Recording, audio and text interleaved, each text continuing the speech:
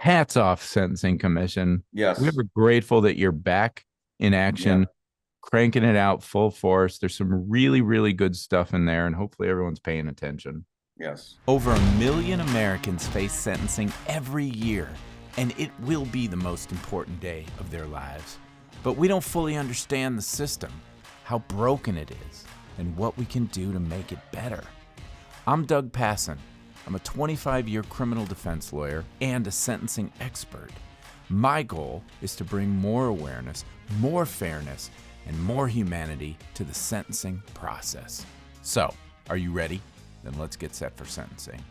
Hey, everybody. Doug Passon coming to you from Studio 3553 in Scottsdale, Arizona, with my good friend and colleague, Mark Allenbaugh of sentencingstats.com. Hi, Mark Allenbaugh. How are you? You're right on the Doing wall. well. Right on the wall, right back there. Doing well, Yeah, Doug. How are if you? you're Yeah. watching the YouTubes, Mark's got a very fancy logo on there. It's Yeah. looking good. You're looking fly, baby. Yeah, man. Um, your YouTube's games is strong. And I am, like I said, in the studio, and we are here because today is, I don't know when you're going to hear this podcast. Probably it'll probably be a few days down the road, but today is November 1st, 2023. And this day is significant for two reasons. The first reason is because I'm in a diabetic coma from all the Halloween candy I've been eating. Can I just tell you, we bought the Costco bag of Halloween candy, and we just moved to a new house. Guess how many trick-or-treaters we had last night? How many? Zero. Zero. We had Oh none, no. Ugh. which means I've been eating a Costco-sized bag of candy with my two boys and the help of my beautiful wife, Rachel. And it's not good. It's just not good. But I guess more importantly, Mark Allenbaugh, tell me what is the other significance of this date, November 1st, 2023? Well, we got some tricks and some treats from the Sentencing Commission. Ooh. Today, they promulgated several amendments, a whole plethora of amendments went into effect. And this is the first time in, I think, about 5 or 6 years that the commission has amended the guidelines or promulgated any amendments because they've been without a quorum. They finally got a quorum last year and have been working on these amendments for the last amendment cycle. And now, Yeah. trick or treat, here they come. We've been Yeah. waiting for this day because Yeah. through the process, if Congress has had a window of time to object to these or whatever, but Right. if we made it past this hurdle of today, then they all go into effect. So this Right. long list, and we've talked about a lot of these in excruciating detail in previous podcasts, and most important ones were the 0 point offender, the criminal history stuff. And I'm gonna put all those links in the show notes, because if you haven't heard them and you really, really want to do a deep dive, we've done some serious deep dives, and they were all filed under, we hope this actually goes into effect on November 1st. And now here we are, they're in effect. So what we're going to do is we're going to kind of go through this very kind of, I think, quickly, because there's a lot. They really did. Yeah. I mean, it's amazing how much. Now, this brings us to our pseudo sponsor for the day, Mark Allenbaugh, because in kind of digesting all these things, they really do group into 8 different categories of amendments. And so it just so happens today I was at my favorite local liquor store, the Liquor Vault in Scottsdale. I don't know if anybody listening to this lives in Scottsdale, but these are great people, and they have such a great selection of tequila, and they just so happen to have a limited edition. It's called Tequila Ocho, which of course is Spanish. That means 8. Yeah. For the number 8.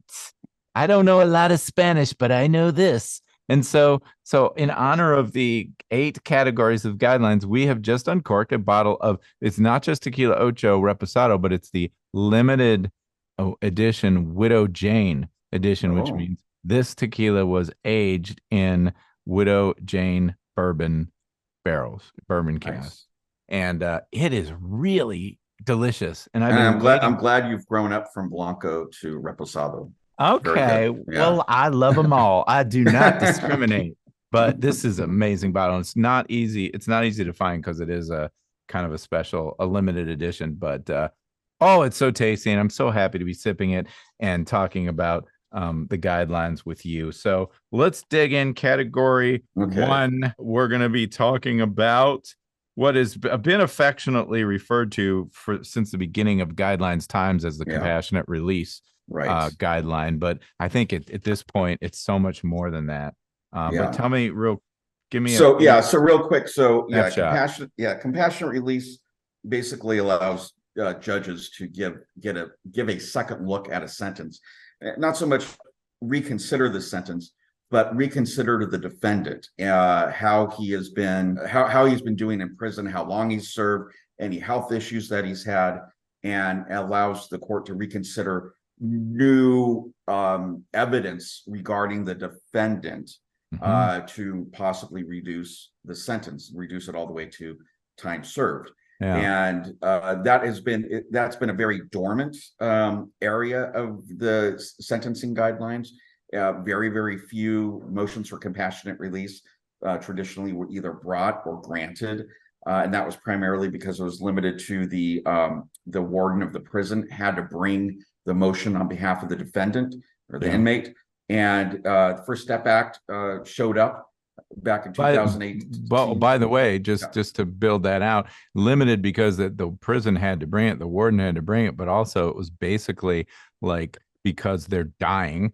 Because an inmate's like on their deathbed or, terminally really old. Like they're profoundly and irredeemably incapacitated, or they're expected to die within a year or more. And that was it. Like that was it. So, and by the way, that's not compassion. That's the BOP saying, I don't want to deal with managing the health, the high maintenance guy who's about to die, but whatever, that's my BOP rap. But anyway, but even so that the BOP, even under those very limited strictures, the BOP criteria, the BOP wasn't bringing. They weren't ever. They were hardly ever doing. So there were some congressional hearings on this. There were some commission hearings, and the First Step Act came into existence. And part of the First Step Act changed compassionate release to now allow inmates themselves to bring these motions, provided that they ask the warden first. They still had to ask the warden, wait 30 days. If the warden rejected or did nothing, then they can go into court. And so now you started to see a little bit more of these compassionate release motions being brought and granted. And then the pandemic hit, and boom, it just blew up. The problem, though, is when the pandemic hit, there was no sentencing commission, and the old guideline that covers compassionate release was now out of date because the criteria under the guidelines were drafted for the warden and all this other stuff. So it was an out-of-date guideline. And that created a bunch of confusion with the courts because now they're getting all these compassionate release motions. You had the First Step Act over here that was broader than the guidelines, but the guidelines were supposed to apply. And so that resulted in some circuit conflict and a lot of confusion, blah, blah, blah. So anyway, now that the commission's back in charge or back at the driver's seat, they were able to address all those issues. And the great thing about compassionate release now is that the commission has expanded the grounds for what qualifies as compassionate release. And and including like the length of sentence in some circumstances. Well, let me jump in because this is going to be such an important. First of all, hats off to the commission. For doing this. So such a great improvement to the guidelines. Hopefully judges understand this is a mandate for them to be more, grant more of these and take close to these. And I think, well, we talked offline, this is really a podcast unto itself. So I think rather than go into all the specifics, let us just tell you, dear listeners, that soon we're going to do a whole podcast on the nitty-gritty of compassionate release, all the possible grounds and everything that needs to be done to get that ball rolling, because I imagine there are going to be thousands of people in the Bureau of Prisons who could have colorable compassionate release motion. So we're really gonna dig into that, and hopefully an article in the works as well. Yes, So that's article. so the first thing, hats off to the Yep. commission. Second thing is stay tuned. And here's a third thing. It's a little surprise for you. Are you ready? I'm ready. My brain has been working overtime for, when we did the 0 point offender stuff, we Yes. came up with a very catchy catchphrase, which we call it the Zippo. Zippo, And yes. Zippo's on fire. And I really feel like the Zippo is kind of caught on. Like a lot of people say Zippo. Yeah, I hear people talking about Zippo now. Yes. And so you I was coined looking, a phrase. I feel like we did something very important there. So I said, can we do it again for Okay. this? It's section 1B 1.13, what we used to call compassionate release, but I'm on a mission now because I think language matters and I don't like calling these compassionate release. A, because the Bureau of Prisons has no compassion. B, the grounds are so much greater now. They're Yes. so much more Yeah. expanded, and compassionate release kind of telegraphs that it's limited to these instances. No, we want to mercy. we want to expand. We want to use the lexicon to expand the mind. So ready for this? I'm ready. Give it to me. We are now calling these the prisms. The prisms. PRISM. Prism. You want a prism? We're going to give you a prism. So think of a prism, light coming in from all sides, right? Yeah. This beautiful image. Okay. It stands for prisoner reduction in sentence motions. So not sexy. I like Zippo, but prism. You want a prism? We got a prism for. Listen, prisoner, hear me out. It's gonna grow on you. I know it is. Listen, prisoner. Why prisoner? Because finally they've taken it out of the hands of the BOP. We don't have to rely on them as gatekeeper. We are empowering the person who is in custody. I don't love the word prisoner, but it's the best I could do for a P word. If you've got a better one, let me know. These 1B 1.13 is called reduction in sentence now. That's what we call it. Yeah. And SORIS, reduction in sentence, and it's a motion. Prism. There it is. Prisoner reduction in sentence motion. Let the light come in from all sides. Let it. No. If you guys aren't watching this on the YouTube, Mark's looking at me like, Doug, you've fucking lost your mind, man.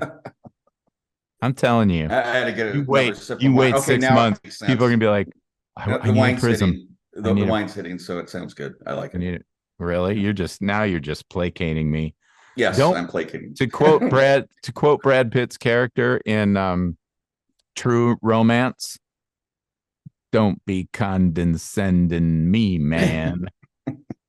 Anyway, moving on. Back. Okay. Yes, thank you. On. Yeah. That was number 1. We have 7 more to go. Number 2 is actually all the Zippo stuff that we've talked about.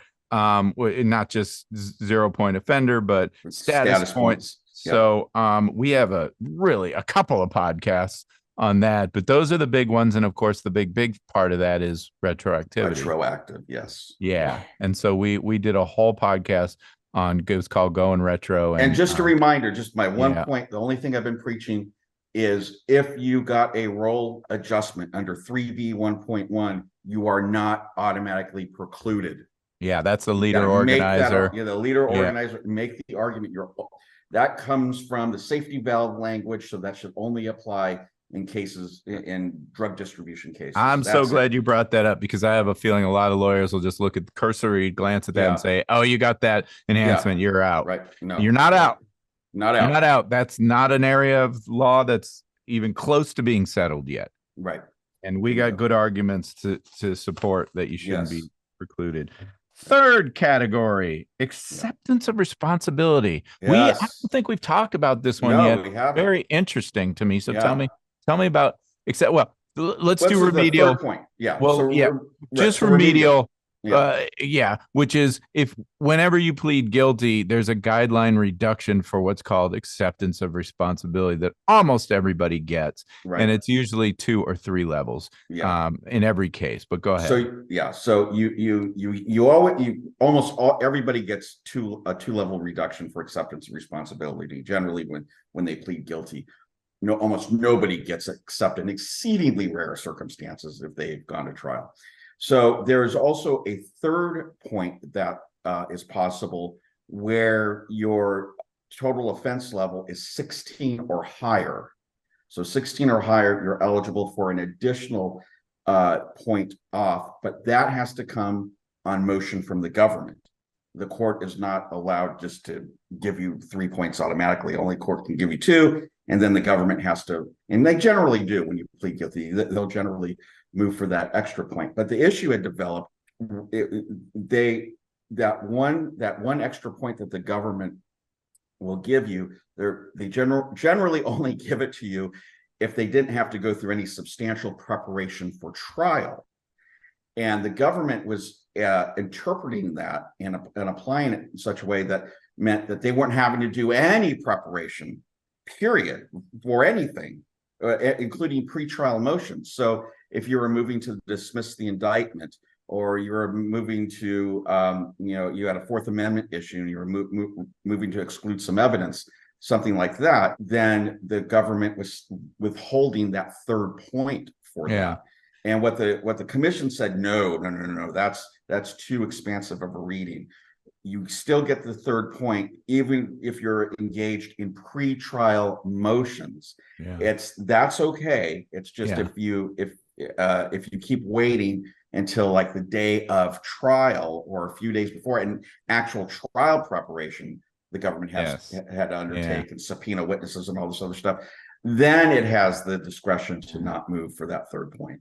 And I really like this, and I think that the significance of it is maybe greater than we even know on the surface. Because what I boil this down to, and I'm sorry to interrupt, Doug, but before I forget, this is very important too, that also sentencing litigation. So you may have pled guilty and you got a plea agreement, but now let's say there is no agreement. That's a fraud case, and there's no agreement on the amount of loss, and so now the parties are going to litigate the hell out of that. Right. So in some cases, the government was, well, okay, you made us go through all this crap, and we had to get witnesses, and we got to do this 3-day hearing. No third point, and the commission is saying no. Sentencing litigation never counts now. It's a nice check on the power of the prosecutor, which is rare. It's a rare and beautiful thing, because here's how it works in practicality. This is the, oh, you made us work penalty. And the practical effect, our defense lawyers would maybe be wary to file that motion to suppress, even if you had a valid Fourth Amendment motion that could, be dispositive, but that, the lawyer says, I'm a little worried because if we make the prosecutor do all this work pre-trial, and then you end up at sentencing, they might pull that third point. Well, those days are over. And I'm here to tell defense counsel every case is different, but filing those motions and making them work is one really good way to get a better plea offer. So not only can you do that without fear of getting penalized with losing that point, you might actually get a better plea bargain in the process. So my hope is that this emboldens defense lawyers to be a little more fearless in their aggressive pretrial litigation, because that's what gets a plea. Let's face it, most of these cases are headed for a plea. You might as well make them fucking work for it. And sentencing litigation too. Because a lot of the plea agreements nowadays, they're not, there's no binding guideline calculation. And they're leaving it open. So litigate away. I love this. I really like this. Anytime we can check the power of the prosecutor in any small way, big deal. It's a big deal. All right. I would say this was, not a trick, but a treat. That's definitely a treat. Now we're going to move to another category. So I can divide these 8 categories into two major categories. One is be aware, because there are these really neat treats that can help you. And the second one is beware, because there are some tricks in here that could really screw you and enhance your guideline. And I think in category number 4 would be the first of those. It's a firearms enhancement. Tell me about it. Well, this is a really complicated firearms enhancement under 2K 2.1. I think the best thing, Doug, is we just got to alert everybody to check out the new enhancements for 2K 2.1. This really could be a podcast in and of itself, but beware, it's a very sophisticated amendment.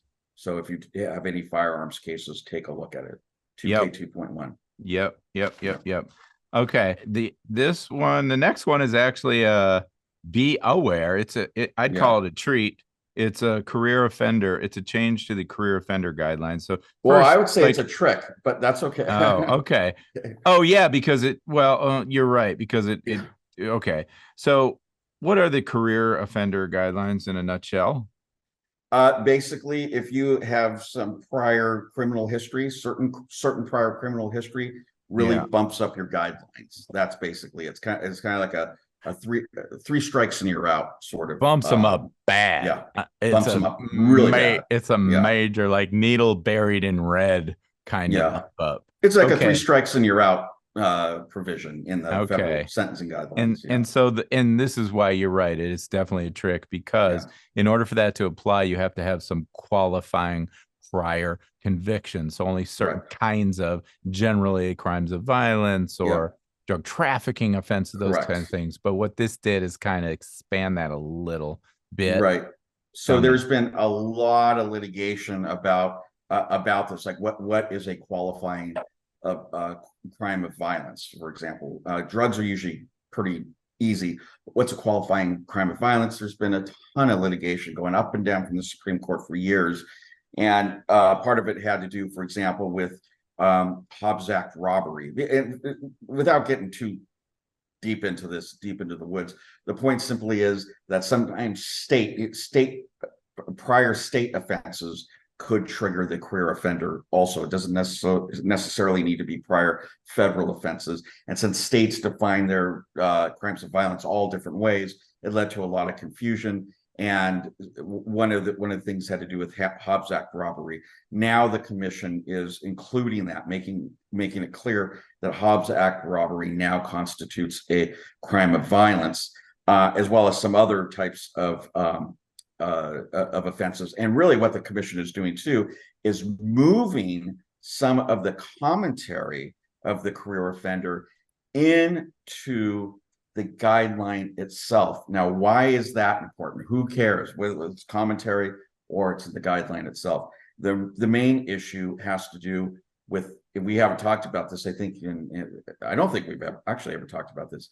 So back in 2019, the Supreme Court issued a case called Kaiser versus Wilkie, and it had to do with administrative law and how courts are to interpret agency regulations, where the agencies have interpreted how their regulations are to be applied and understood.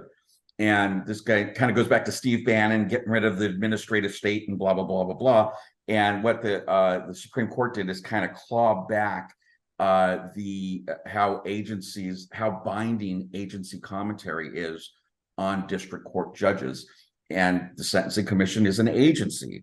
And so what happened was, basically what Kaiser stood for is, if the agency's regulation is unambiguous, and you go through all the canons of construction to determine whether or not the language is ambiguous, but assuming it's unambiguous, then you cannot resort to the agency commentary, no matter how much you want to, and no matter how much policy sense it might make. If the regulation is unambiguous, any commentary or application notes, you cannot resort to that. That was a big constriction, if you will, on on basically agency power to tell courts how to apply their regulations. And so what happened was courts started applying, as they should, I believe, applying Kaiser to the sentencing guidelines. And as we know, the sentencing guidelines, not only are the guidelines themselves very complex, but they also have tons of application notes and commentary to tell the court what the guideline itself actually means. And that has led to a bunch of circuit splits on various. First of all, it's led to circuit splits on whether Kaiser in fact applies to the guidelines. There is a circuit split on that. And then it's also led to other splits regarding whether particular terms of the guidelines are ambiguous or not. For example, a big one is loss and 2B 1.1. Some circuits, like the Third Circuit, say loss is unambiguous, so you cannot resort to the commentary. Why is that a big deal? Because the commentary introduces something called intended loss. So now in the Third Circuit, and those circuits that follow Third, no longer can use intended loss to calculate the guideline range, which is great for most defendants. But other circuits say that loss, like the Sixth, say that loss is ambiguous, So therefore you can resort to that. And at any rate, so to avoid all these application problems or these splits upon splits, at least with respect to the career offender, the commission now has just done an end run around Kaiser and say, well, our commentary now is part of the guidelines. And so there, you don't have to resort to anything down in the commentary. There's no longer commentary. It's all up here.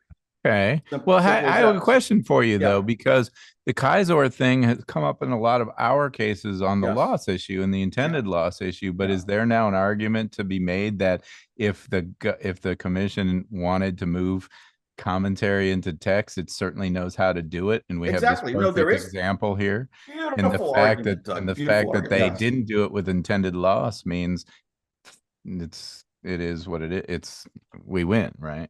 I hope. Well, yeah, well, we win like in the Third Circuit and Okay. other rational circuits, Yeah. but the Sixth we don't. But Yeah. that's for the Right. Supreme Court now ultimately to Okay. resolve. But the that's what guidelines, they yeah. could fix the guidelines. The commission could fix that simply by moving the commentary into the text, just like they could did do here. a Kaiser fix. Yes, just like could they did here. Right. And by the way, so I must admit, because I am a little ADD, when we get too deep into the weeds on case law analysis, I tend to tune out. But as I was tuning out, my mind drifted back to establish my street cred as a bona fide legal geek. I want to share. I'm going to share the screen with you. I don't know if this makes it into the podcast or not, but just so you know, I just found this online. This is my law review article. Oh, wow. I was a little baby law student, and this was published in 1995, and it was because this guideline we're talking about makes inchoate crimes, part of a crime of violence. Right. And I remember this is an issue as old as time, because this is 1995, and I was analyzing attempted burglary under the Armed Career Criminal Act, which defines crime of violence in almost the exact same way as this career offender. Probably one of the worst pieces of legislation that's ever existed, by the way. Not for policy reasons, just because nobody knows what it means, and it's just led to just like a whole cottage industry of litigation around it. Yeah. But, I just thought, wow, I actually nice. I'm a loser just like you, man. I know some things about the law. Next time I get to put my law review article up, then. Oh, what was your law review article? Oh, or do I have to you keep me in suspense? Yeah, it had to do with environmental crime and the sentencing guidelines for corporations. Wow. Yay. Isn't that so cool that as baby lawyers, we're both writing about the sentencing guidelines, and then here we are almost 30. It's 28 years for me. I don't know how long you've been out of law school, but almost 30 years later, we're still and then could you imagine 28 years ago thinking like if a little soothsayer came in with a crystal ball to your law review office and said, Mark Allenbaugh, I just wanted you to know where you'll be 30 years from now. You'll be on this. God. You'll be holding court in this virtual realm we call the Zoom, and you'll be discussing guidelines issues with your friend Doug, who lives in Arizona. Yeah, I think we're like in the guideline mafia, blood in, blood out kind of thing. We're just stuck in now. Guidelines for life. We should get tattoos. Man. You probably already have a guideline tattoo, don't you? That's a good idea. I should get one. I'm pretty sure that will be the moment everyone knows that I hit rock bottom when I get a sentencing guideline tattoo. Anyway, good. We got blown off course, career offender, but that was 5. So number 6, I'd call a treat. Valve. Yes, that's a treat. Tell me, what is it? Well, it's a treat, but kind of a light one. I would say this isn't this is not like a Snickers.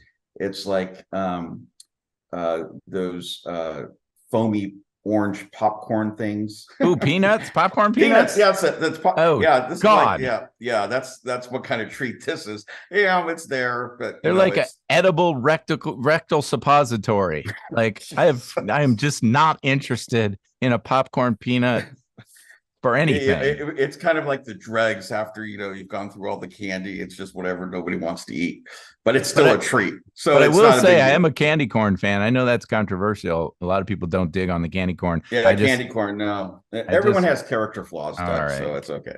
So tell me why this is a popcorn peanut, a circus peanut. Yeah, this is a circus peanut. Yes, that's what it is. Why is this a circus peanut? Well, because all the commission is doing here is making 5C 1.2, which is the guideline for the safety valve, consistent with 3553F, the statute for the safety valve. The First Step Act had amended 3553F, if we're going to get in the weeds, and the guidelines were inconsistent. So this basically is just the commission cleaning up what it normally would have addressed had the commission been alive the last 5-6 years. I see. But because they're without a quorum, so they're just doing housekeeping, a little housekeeping, but it's good. housekeeping. I mean, it's good. And then we still have Pulsifer. Yeah, I think Pulsifer. And we're waiting on that. That was a safety valve case. Had to do with the statute, not the guideline, but now effectively the guideline, which is the big case that we think helps us on the career offender or the leader organizer enhancement. Yes, for the guidelines. We did a whole podcast on that. Yeah, so I'll put that link in the show notes too. As you can see, we're really into this guideline stuff. So okay, boy, oh boy, we're actually cooking along. That's number 6. Number 7 is the issue du jour, which is fentanyl. So number 7 is designed really specifically with this crisis in mind. What does that amendment tell us? So this provides a mens rea requirement, which you don't see very often in for the guideline for the adjustment with respect to fentanyl. So, for example, the commission added the current 4-level enhancement at 2D 1.1B13 for knowingly misrepresenting fentanyl. There's an alternative 2-level enhancement where a person represented or marketed as a legitimate manufactured drug, a mixture of substance containing fentanyl. So basically, there's a willfulness and a willful blindness mens rea requirement now. So it kind of constricts who this applies to. I would say this is a circus peanut too, because at the end of the day, we know that the standard of proof is just a preponderance of the evidence. So throwing in a mens rea requirement, but still allowing for a preponderance of the evidence at the end, it's just kind of window dressing, in my opinion. I'm thinking about it because I'm thinking about it through the lens of a case I have right now, which is because this says there's a 4-level enhancement for knowingly misrepresenting fentanyl as another substance. So I'm wondering if, say, you sold somebody cocaine and it had fentanyl in there, but you didn't tell them, if that's what this is talking about. Right. And so I actually think that might be useful because well, it is. I mean, it is. Prove that I knew I was selling you coke, but I had no idea it was laced. Right. So but this is still, it's a weak treat because of the preponderance. Another of the circus evidence. peanut. It's another circus peanut. Yeah. So great. The commission says it wants to that this enhancement should be narrowly applied. Great. Yeah. But if it's just a preponderance of the evidence, it's very easy to establish that it's knowing or that there was, willful blindness or something like that. I feel like we need another really hated Halloween candy to use as an analogy here, but I really can't. For me, it's Almond Joy. I don't want to deal with anything with coconut personally, but oh really? I think that's that's controversial. I understand. Yeah, it is controversial. I'm allergic to nuts, so I'm with you on that, but I love coconut. Maybe it's like the Snickers with the razor blade. No, that's a little too extreme. Yeah, that is too extreme. I think let's see, circus peanuts. What else? Oh, those tarts, those sweet tarts. I like sweet tarts. I'm quite happy with those. I'm not a big fan of Nerds, those little mini boxes of Nerds. Oh yeah, those two. But those again, those are I know dregs. plenty of people who are very happy to get those, my boys included. How about black licorice? I love black licorice. All right, we're never gonna be able to. But you know what? Now I'm starting to feel sorry for the lowly circus peanut because it's just so universally reviled. You're never gonna find one person that's gonna be like, oh yeah, give me more. I'll trade you a circus peanut for a Reese's peanut butter cup. No, that's the gold standard. It's sad. Reese's peanut butter I cups feel are the bad gold standard. because we like to take up the cause of the downtrodden. I feel like we've gotten off course again. We have one more. One more. Ocho. This is number Ocho. Yes. And it is a sex abuse. And it's an enhancement. Yes. If you ever find yourself engaged in the criminal sexual abuse of a ward, your guidelines have now gone up from 14 to 18. Tell me what you think this is about. So this actually ties in with compassionate release, believe it or not. So this has to do with the ward that they're really talking about here are inmates. So this has to do with staff violence or staff sexual abuse of inmates. And the commission has done some studies. It's unfortunately very prevalent, very easily hidden. And so they felt that this needs to be addressed much more severely, and not only addressed much more severely, but which is why they increased the base offense level from a 14 to an 18, which is actually a significant increase. But also there's now one of the grounds for compassionate release is if you're an inmate and you are a victim of some of sexual abuse or any type of abuse by a corrections officer, that can be a ground for compassionate release now. Well, and I'm glad the commission is recognizing that. Do you think this is in response to the fact that the Bureau of Prisons has a little bit of a problem with sexual abuse of their wards because they've had guards and even I think a warden who've been in trouble for having sexual relations with prisoners? Yes, of course. This is a direct response to all of that. So it was like I think it was FCI Dublin. They had a bunch of problems out there, and I can't remember, but there was some others out on the East Coast too. Where there were a bunch of problems by the wardens and assistant wardens and some other high level corrections. Well, and practice pointer, because we know this goes on and it's horrible. Mm-hmm. And we also know the BOP is famous for brushing things under the rug.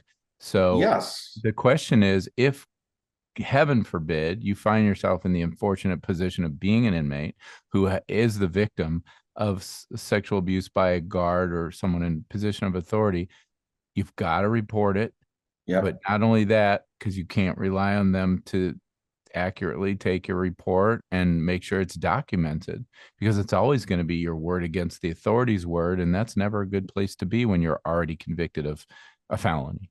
And so you need to find every way imaginable that you can to document what happened to you in excruciating detail, whether that's sending an email to your people on core links, whether it's filing written letter with anybody. I mean, anybody and everywhere, because that gives you grounds for a compassionate release. And someday you're going to be in front of a judge and you're going to have to verify, you're going to have to show some documentation, some evidence.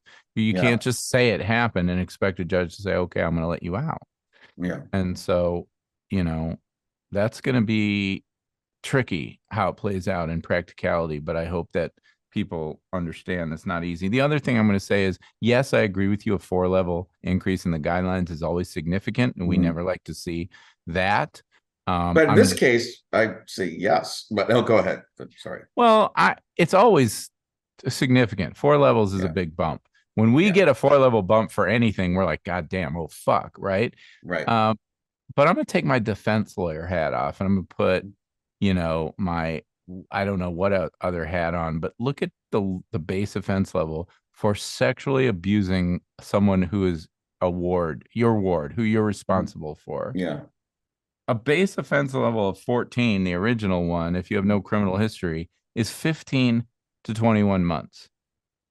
But that's so it's like a base offense level, though. Okay. I mean, and there is a cross-reference built in there, but I'm just saying. And then, so now it's up to 18. That's a base offense level of 27 to 33. So it's basically 2 to 3 years as a starting point.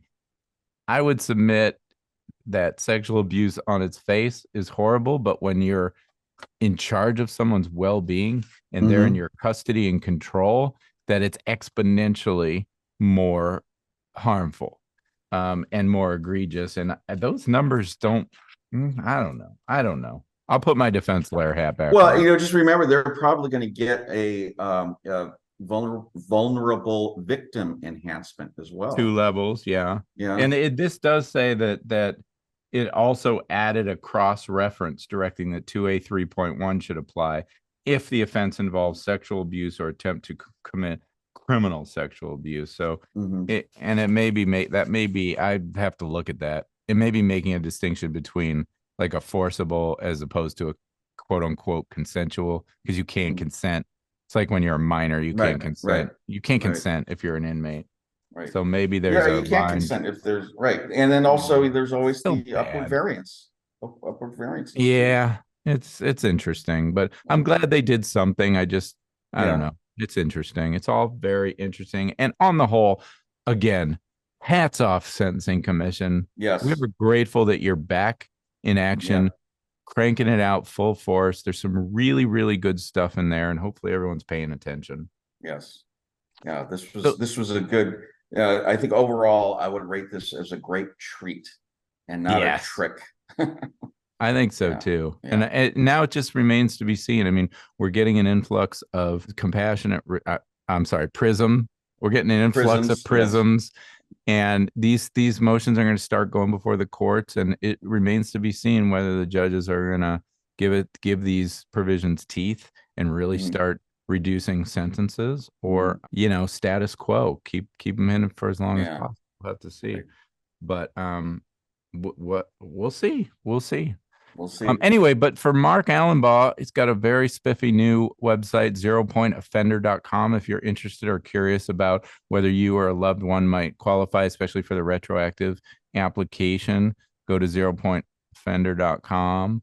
Sentencingstats.com. As always, I'm DougPassonLaw.com. And of course, setforsentencing.com, the quintessential, perhaps only, sentencing podcast on the planet. I've carved out a niche, but all these episodes and more can be found there. As I said, I'll put everything in the show notes. And Mark Allenbaugh, I'll be talking to you very, very soon about about prisms and a whole bunch of other stuff. And I'll see you later, man. Okay. Thank you, Doug. That's it for today. But before we go, I just wanted to take a moment and say thank you to you, the listener, for spending time with us today getting set for sentencing. Whether you're a lawyer, someone who could use the help, or maybe you're just a true crime buff who loves the inside scoop on how this whole thing works, I am so glad you're here, and I hope you keep listening. If you're interested in knowing more about what I do, mitigation videos, case consults, live teaching, on-demand educational content, books, articles, all of it, please visit www.dougpassonlaw.com. I'm Doug Passon. Until next time, hang in there. Wait a minute, that's a stupid way to sign off on a podcast about sentencing. Hang in there. What's the matter with you, man? I guess they call that gallows humor. Sorry. All right. Well, I will see you next time on Set for Sentencing. Bye-bye.